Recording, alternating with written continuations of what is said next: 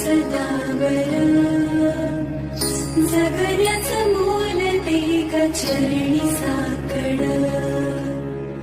बळते ग जिव्हाऱ्यात हेच मागड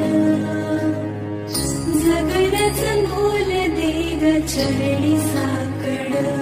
ये साकड घाली तो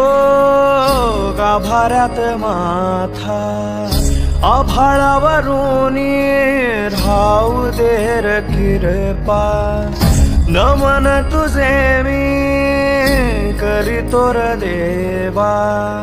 भरून झरू दे तुझीच र कृपा।